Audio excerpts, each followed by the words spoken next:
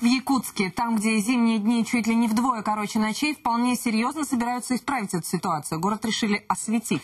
Предложили жителям помочь. Объявили даже конкурс. Наш корреспондент Максим Степанов выяснил, побеждает не тот, у кого денег больше, а тот, кто с фантазией. Во время конкурса глыбы льда превратились в соборы, скалы, казаков, высаживающихся на берег. Мастера воплотили свои самые разные идеи. Но оценить по достоинству всю красоту композиции можно только вечером, когда включается иллюминация.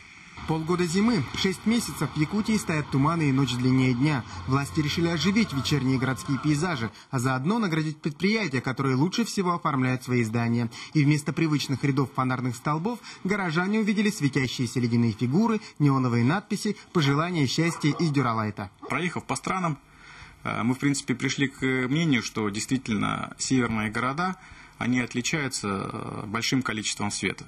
Предложили мэрии города Якутска организовать совместный конкурс «Якутск. Город света». В этом году за победу в 4 номинациях боролось около 90 предприятий и домовладельцев. Как отмечают организаторы конкурса, с нынешним победителем тягаться сложно. У здания отдельная подсветка, использованы километры гирлянд. Во дворе построена большая ледяная экспозиция, посвященная 375-летию вхождения Якутии в состав России. Но не только большие предприятия участвуют в смотре. Василий Кулагин каждую зиму украшает свою усадьбу. 7 лет назад идея отметить миллениум по-особенному сейчас переросла в добрую традицию. Теперь над дизайном будущих световых композиций думает вся семья. Дом переливается самыми разными цветами, и некоторые даже путают его с развлекательным центром. В конкурсе Василий Кулагин выигрывает уже 2-й год подряд.